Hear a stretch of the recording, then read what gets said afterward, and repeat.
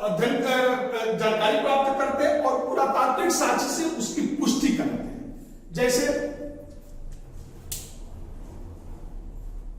गार्गी संहिता में वर्णन है कि शुंग वंश का संस्थापक पुष्यमित्र शुंग ने अश्वमेध यज्ञ का आयोजन किया था, लेकिन मात्र एक साक्ष्य के आधार पर हमें यह निर्धारित करने में बड़ा दिक्कत महसूस हो रहा था कि पुष्यमित्र शुंग ने अश्वमेध यज्ञ किया था या नहीं। लेकिन धनदेव का अयोध्या से अभिलेख मिला और उसमें भी वर्णन है कि पुष्यमित्र शुंग ने अश्वमेध यज्ञ का आयोजन किया था।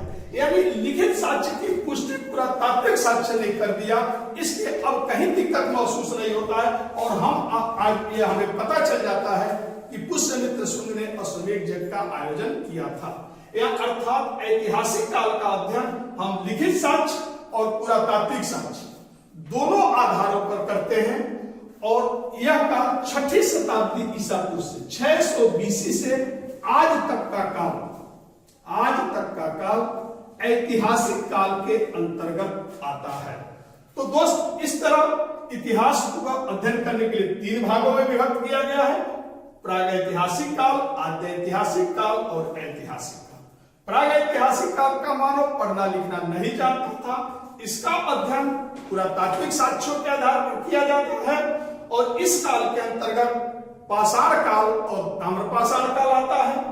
आद्य ऐतिहासिक काल का मानव पढ़ना लिखना तो जानता है, लेकिन उसकी लिपि को हम अभी तक पढ़ नहीं पाए हैं, इसलिए इस काल का अध्ययन भी हम पुरातात्विक साक्ष्यों के आधार पर करते हैं और इस काल के अंतर्गत हड़प्पा सभ्यता और वैदिक सभ्यता आता है। ऐतिहासिक काल का मानव पढ़ना लिखना जानता था, हम लोग इसकी लिपि को पढ़ पाने में सफल भी हैं, इसलिए इस काल का अध्ययन लिखित साक्ष्य और पुरातात्विक साक्ष्य दोनों आधारों पर करते हैं। 600 BC से लेकर आज तक का काल ऐतिहासिक काल के अंतर्गत आता है।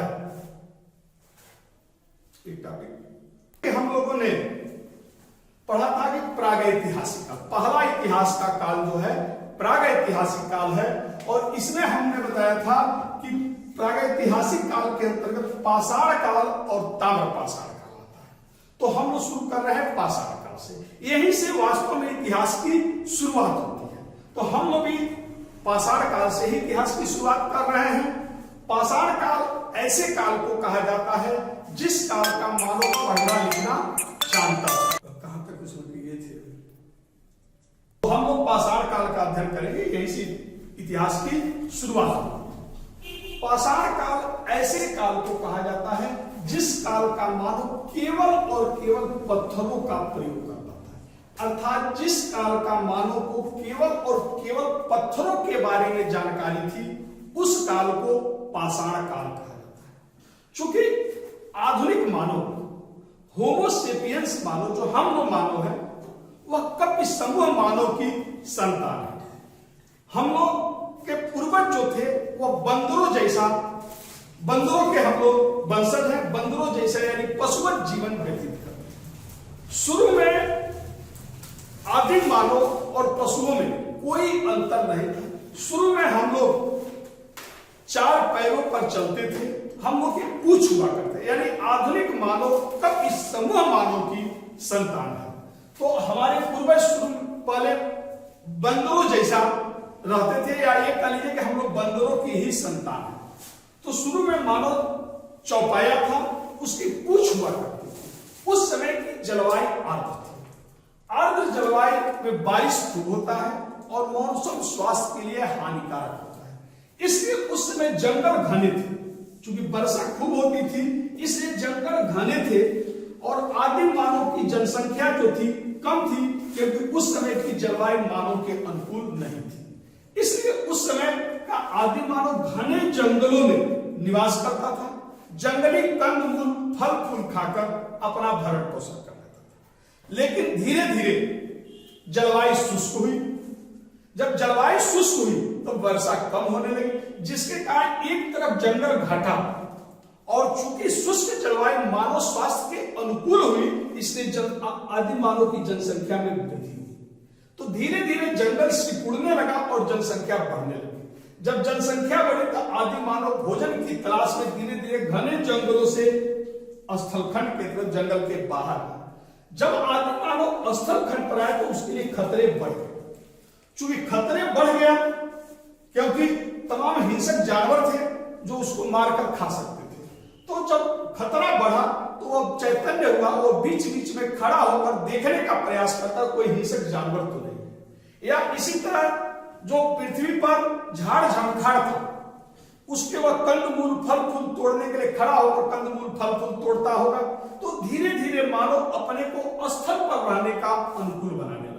जब मानव अपने को स्थल पर रहने का अनुकूल बनाने का प्रयास किया, धीरे धीरे खड़ा होने का प्रयास किया, तो धीरे धीरे उसकी कमर की जो हड्डी थी, रीढ़ की हड्डी जो थी वह सीधी, जब बोन सीधा हुआ तो जो चतुष्पदीय मानव था वह धीरे धीरे द्विपदीय मानव बनने की प्रक्रिया शुरू हुई। उस समय चूंकि मानव को कुछ भी ज्ञान नहीं, कल्पना करें कि आदि मानव स्थल पर कहीं झुक झुक कर जा रहा हो, सामने से कोई हिंसक जानवर आ रहा हो। जब हिंसक जानवर को देखा तो सोचा कि आज हम लोग राम राम सत्य, अब तो यह हिंसक जानवर हमें मारकर खा जाएगा। चूंकि हर प्राणी में जीव रक्षा की भावना होती है, आदि मानव में भी जीव रक्षा की भावना रही। जब वह हिंसक जानवर या बाघ या शेर जैसा जानवर उसके तरफ आया, वो भावोन्मेष में आया और नीचे पड़ा था पत्थर। उस पत्थर को उठाया और उस जानवर को उसने मार दिया। जैसे ही उस जानवर को चोट लगा, वह जानवर भाग गया। उसको लगा कि तो बड़ी काम की चीज, आज इसको चलाकर हम नहीं मारे होते तो हमारा काम ही तमाम कर दिया। या आदि मानव भूख से बिलबिला रहा, सामने किसी पेड़ पर किनारे साइड में फल लगा हो, लेकिन वो उसको तोड़ नहीं पा रहा। अचानक भावोन्मेष में आया और पत्थर उठाया और उस पेड़ पर चलाकर मारा। फल को लगा, फल गिर गया, खाया, छुड़ा पूर्ति। तो उसको धीरे धीरे पत्थरों के बारे में जानकारी। तो जब आदि मानव पत्थर का प्रयोग करने लगा, तो जिस काल का मानव केवल और केवल पत्थरों का प्रयोग किया, उस काल को पाषाण काल कहा जाता है। शुरू में आदि मानव अनगढ़ अप्रस्थित, यानी जैसा पत्थर देखा उसी को हथियार के रूप में यूज किया। लेकिन जैसे जैसे उसकी आईक्यू बढ़ी, सोचने की क्षमता बढ़ी, उसकी बुद्धि बढ़ी, वैसे वैसे पत्थरों को बनाने की तकनीकी में परिवर्तन करता है। शुरू में अनगढ़, भद्दे, भारी, बेडौल पत्थर के उपकरणों का प्रयोग करता था, लेकिन धीरे धीरे उसको सुंदर बनाने, सुंदर, सुडौल, नुकीले और छोटे पत्थरों का प्रयोग करने लगा।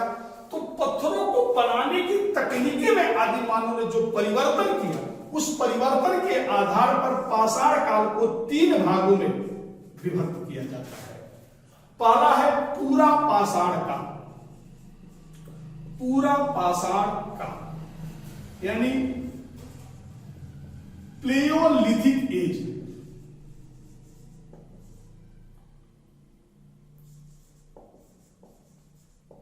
Lithic as. दूसरा है मध्य पाषाण काल। मध्य पाषाण काल यानी मेसो लिथिक एज। और तीसरा है नव पाषाण काल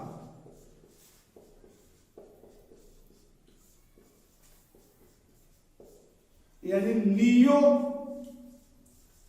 लिथिक एज। अर्थात पाषाण काल को 3 भागों में डिवाइड किया जाता है, पूरा पाषाण काल, मध्य पाषाण काल और नव पाषाण। तो दोस्त अब हम लोग पढ़ेंगे पूरा पाषाण काल। पूरा पाषाण काल यानी प्लेयोलिथिक एज। पूरा पाषाण काल जो है वह मानव सभ्यता का पहला चरण है। पूरा पाषाण काल मानव सभ्यता का पहला चरण है। इस काल का मानव धीरे धीरे पशुवत जीवन से मानवीय जीवन की तरफ अग्रसर हो रहे हैं। इस समय के मानव को चूंकि पत्थरों की जानकारी ही थी, इसलिए इस समय का आदिम मानव जो था वह भारी, भद्दे और बेडौल पत्थर के उपकरणों का प्रयोग किया। बेडौल पत्थर के उपकरणों का प्रयोग किया। पत्थर के उपकरणों का प्रयोग किया।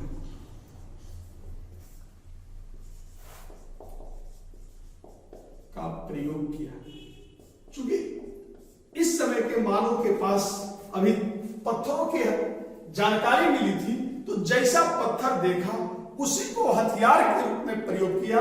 तो इस काल के मानव का जो उपकरण था वह भारी होता था, भद्दा होता था, बेडौल होता था। तो इस समय के मानव ने भारी, भद्दे और बेडौल पत्थर के उपकरणों का प्रयोग किया। इस काल का मानव नदियों के किनारे, वृक्षों के नीचे या पर्वत कंदराओं में निवास करता था।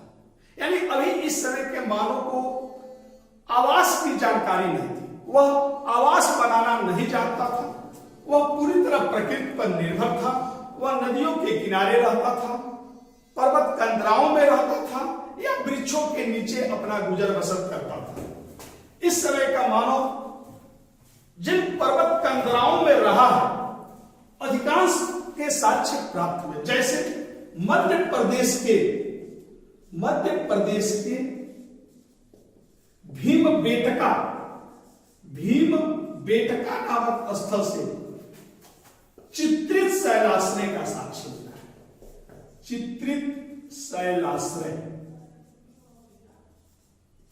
चित्रित शैलाश्रय का साक्ष्य मिला है। तो मध्य प्रदेश के भीमबेटका में एक गुफा मिला है। उस गुफा में आदिम मानव के निवास का संकेत मिला है, क्योंकि उस गुफा के दीवारों पर कुछ पेंटिंग किया गया, कुछ चित्रकारियां किया गया जो पूरा पाषाण काल के समय की बनी। तो इससे पता चलता कि इस भीमबेटका नामक स्थल पर उस समय का आदिम मानव निवास किया था। इसलिए इतिहास की दृष्टि से यह कंदरा, यह शैलाश्रय बहुत महत्वपूर्ण है। और यही कारण है कि यूनेस्को ने भीमबेटका को विश्व धरोहर के रूप में शामिल किया है। मिर्जापुर के पहाड़ियों से 25 लाख वर्ष पहले के आदिम मानव के पैरों का निशान मिला है। इससे पता चलता है कि मिर्जापुर के पहाड़ियों में 25 लाख वर्ष पहले आदिम मानव निवास किया होगा या रहा होगा। इसी तरह महाराष्ट्र के बोरी नामक स्थल से लगभग 14 लाख वर्ष पुराना पत्थर के उपकरणों का साक्ष्य प्राप्त हुआ है। इस समय यहां से पत्थर के जो भारी भद्दे पत्थर थे, जिनको तोड़ करके हथियार का रूप दिया गया था, उसका साक्ष्य मिला है। इससे पता चलता है कि उस समय का मानव इस बोरी में निवास किया होगा। तो पूरा पाषाण काल का मानव जो था वह पर्वत कंदराओं में रहता था, नदियों के किनारे रहता था, वृक्षों के नीचे। आज का मानव जैसा कि हम लोग मैदानी क्षेत्रों में ज्यादा रहते हैं, पर्वतीय या पठारों में कम रहते हैं, लेकिन जब उस समय के मानव को, जिसको कृषि का ज्ञान नहीं था, उसके लिए सबसे महत्वपूर्ण जो जगह होगा वो पहाड़ी बेल्ट रहा होगा, क्योंकि वहां पर पत्थर मिल जाते होंगे, इसलिए उसको हथियार बनाना आसान होता होगा।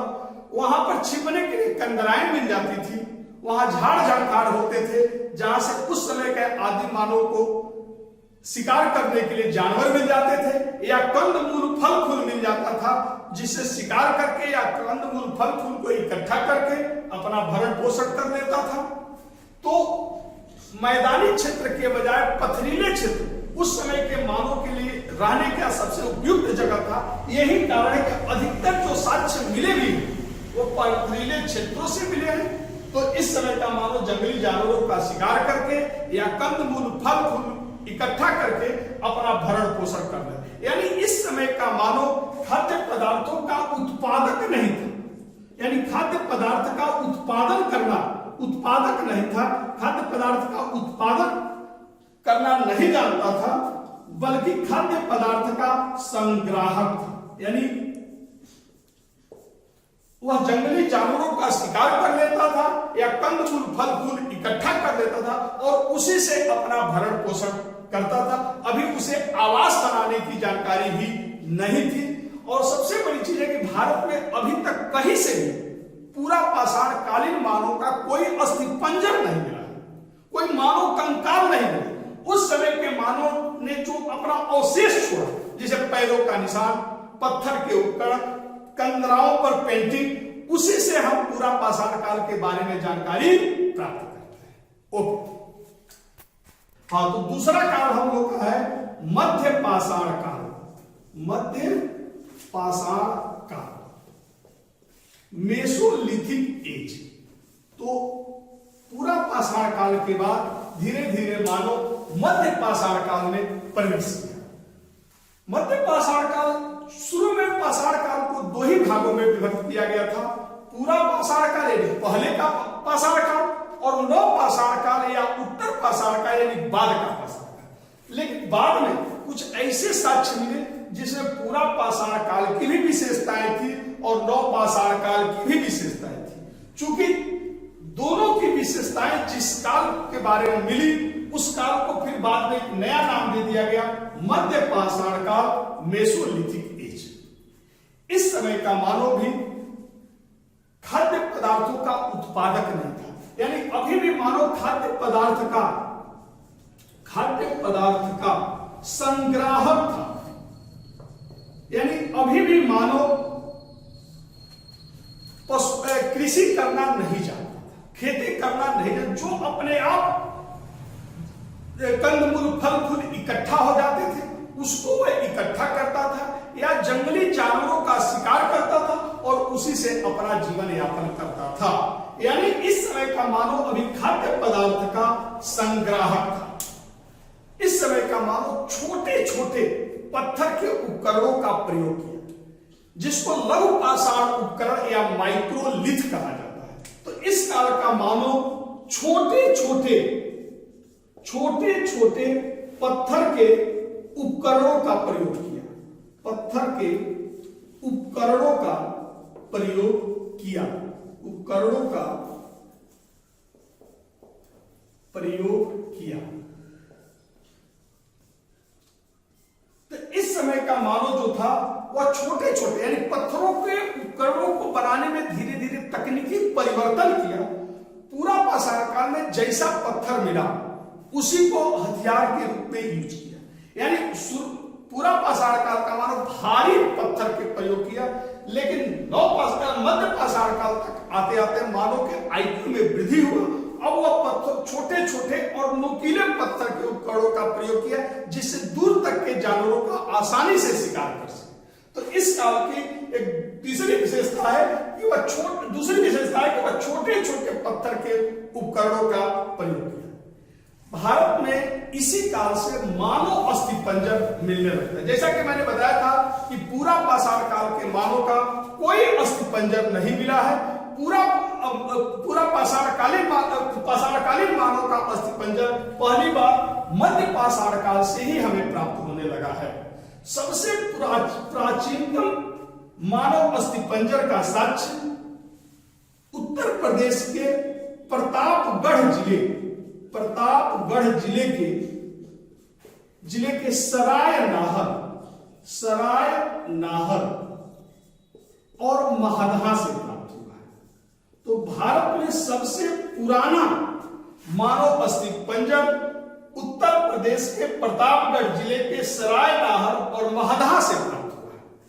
इस समय इस काल के में अन्य और भी कई जगहों से पूरा उस समय के मानव का अस्थिपंजर मिला है, लेकिन सबसे पुराना अस्थिपंजर सराय नाहर और महदहा से है।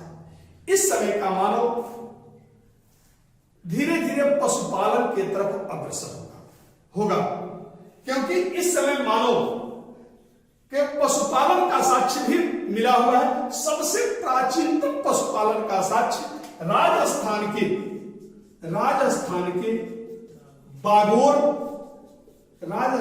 के बागोर तथा मध्य प्रदेश के आदमगढ़ से मिला है।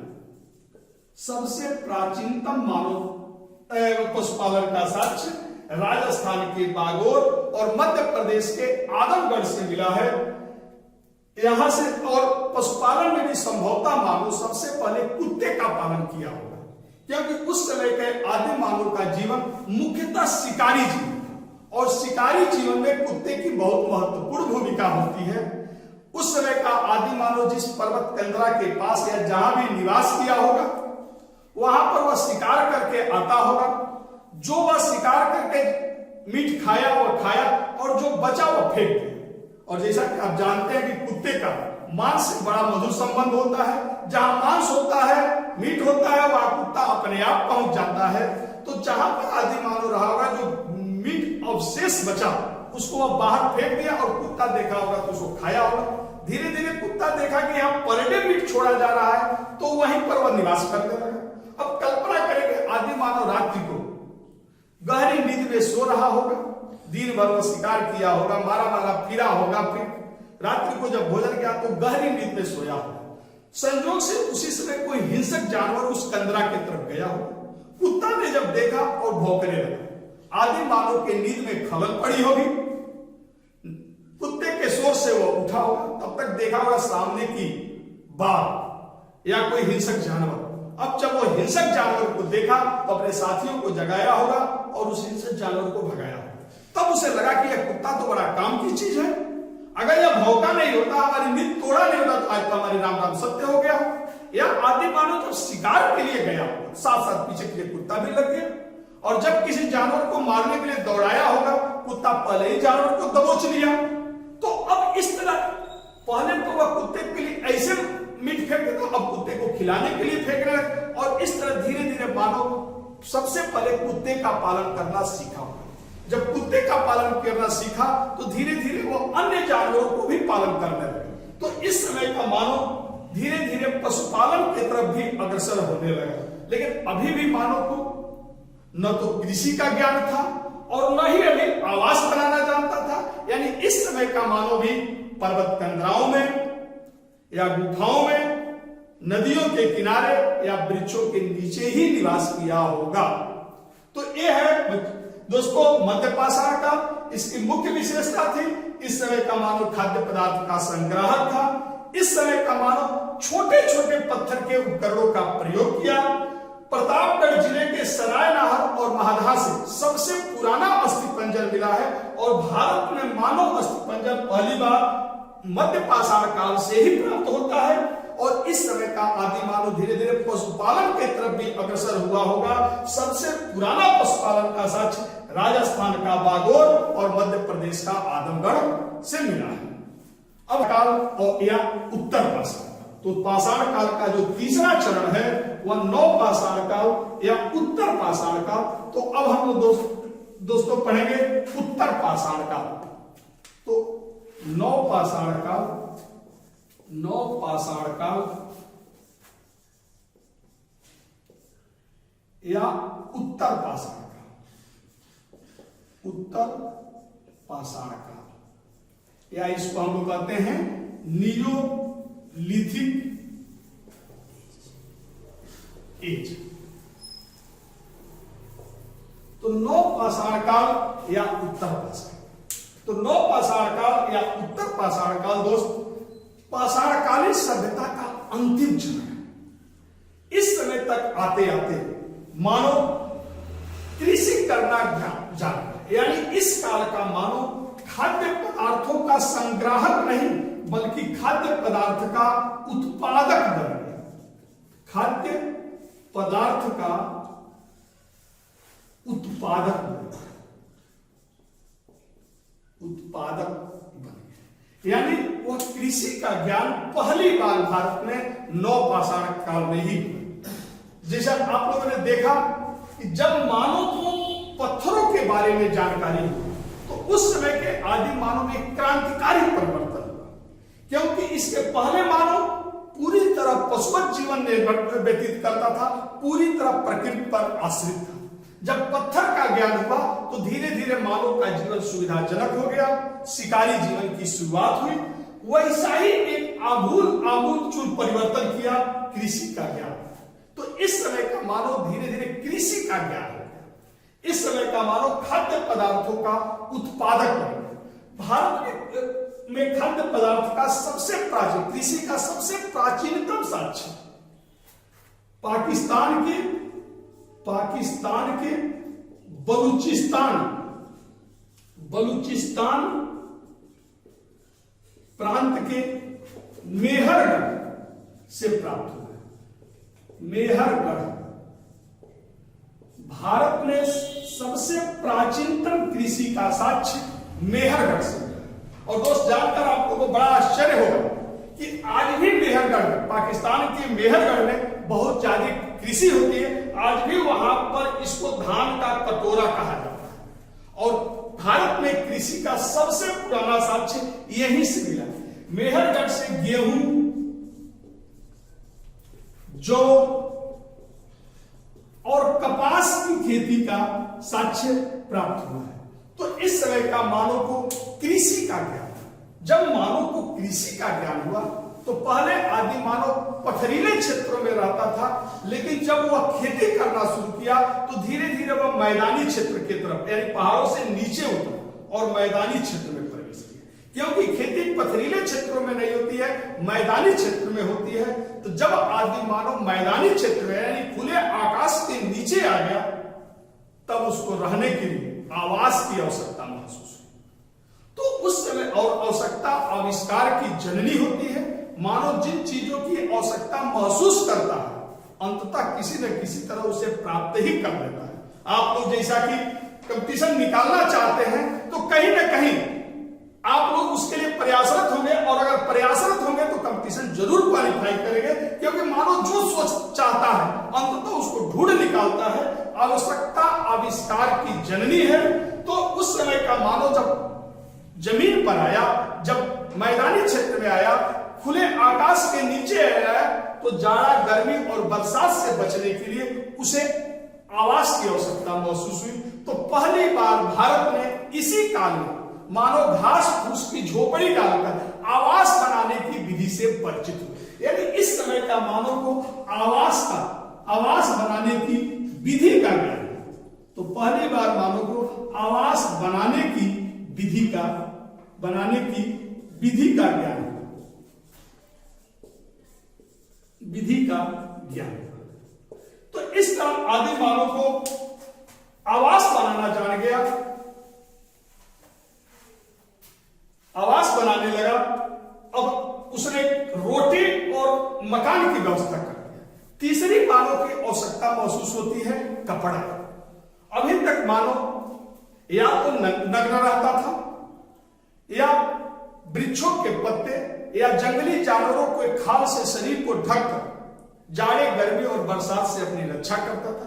लेकिन इस काल में आकर मानव को पहली बार सिलाई बुनाई की विधि से परिचय हुआ। इस समय मानव वृक्षों के रेशों से या जानवरों के खालों को सिलकर मनपसंद आकार देने लगा, और इस तरह वस्त्र बनाने की विधि का इस समय के मानव को ज्ञान हुआ। यानी इस समय का मानव वस्त्र बनाने की विधि से परिचित हुआ, विधि से परिचित हुआ। यानी इस समय का मानव को रोटी, कपड़ा और मकान का ज्ञान। जब वस्त्र बनाने लगा, खेती करने लगा, आवास बनाने लगा, तो धीरे धीरे उसकी आईक्यू क्षमता बढ़ी। अब वह उपकरणों को बनाने की तकनीकी में भी परिवर्तन किया। इस समय का मानव, जहां पूरा पाषाण काल का मानव भारी, भद्दे और बेडौल पत्थर के उपकरणों का प्रयोग करता था, मध्य पाषाण काल में आकर छोटे छोटे पत्थर के उपकरणों का प्रयोग किया। लेकिन इस काल में आकर पहली बार घर्षित और टंकित पत्थर के उपकरणों का प्रयोग करने लगा। घर्षित और टंकित पत्थर के उपकरणों का प्रयोग करने लगा। यानी इस समय मानव पत्थरों को घिस करके उसे पॉलिश युक्त बनाने लगा, चिकना बनाने लगा, और उसी में जुड़ाई करके वह दूसरा हथियार भी जोड़ने लगा। यानी अस्त्र, घर्षित और टंकित यानी अस्त्र शस्त्र तकनीकी का पहली बार ज्ञान आदि मानव को नवपाषाण काल में ही। तो इस समय का मानव पत्थरों को बनाने की तकनीकी में भी परिवर्तन हुआ। अब मानव जब कृषि का ज्ञान हो गया, पशुपालन का ज्ञान हो गया, तो जैसे कि खेती किया होगा तो ज्यादा मात्रा में अनाज हुआ, अगर वह अनाज जमीन पर रख देता तो अनाज खराब हो जाता, तो अब उसे बर्तन बनाने की आवश्यकता महसूस हुई। तो इस समय का मानव को पहली बार मृदभांड कला का ज्ञान हुआ, कला का ज्ञान हुआ। इस समय का मानव मिट्टी के बर्तनों को बनाने की तकनीकी से परिचित हुआ।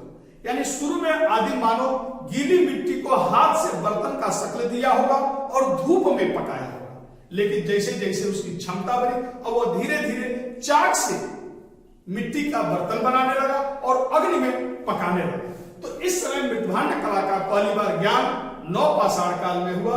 वह चाक से मिट्टी का बर्तन बनाया और अग्नि में जब पकाने लगा, यानी पहिए का, चूंकि चाक गोल होता है, यानी पहिए का भी पहली बार ज्ञान नवपाषाण काल में हुआ। कई बार क्वेश्चन आता है कि पहिए की जानकारी कब मिली, तो इस काल का मानव को चाक से मिट्टी का बर्तन बनाया, यानी पहिए का भी ज्ञान पहली बार इसी काल में।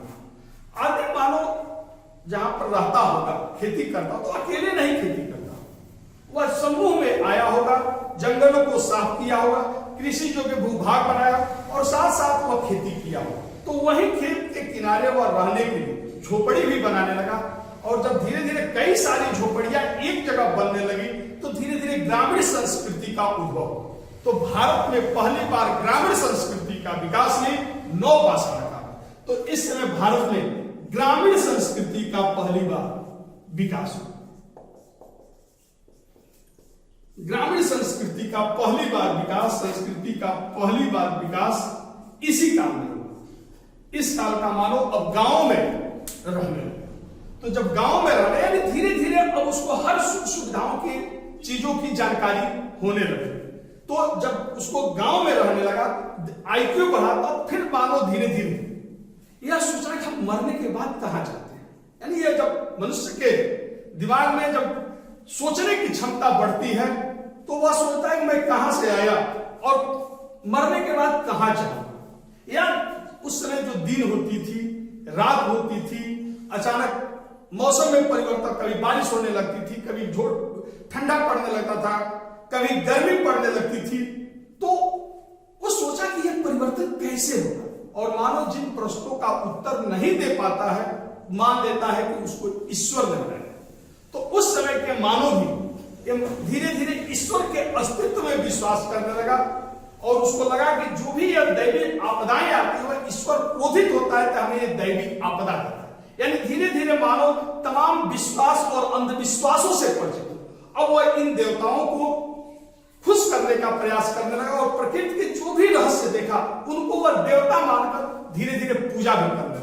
यानी कहने का मतलब है कि इस समय नवपाषाण काल तक आते आते मानव अपने सभी सुख सुविधाओं से लगभग परिचित हो गया था। ओके, हाँ दोस्त, हमारा वीडियो आप लोग कैसा लगा? अगर वीडियो आपको अच्छा लगा तो आप हमारे चैनल को सब्सक्राइब और लाइक जरूर करेंगे और बेल आइकन को जरूर दबाएंगे ताकि अगला जो हमारा वीडियो आने वाला है या आप लोगों को पहले से ही जानकारी मिल सके। ओके, धन्यवाद।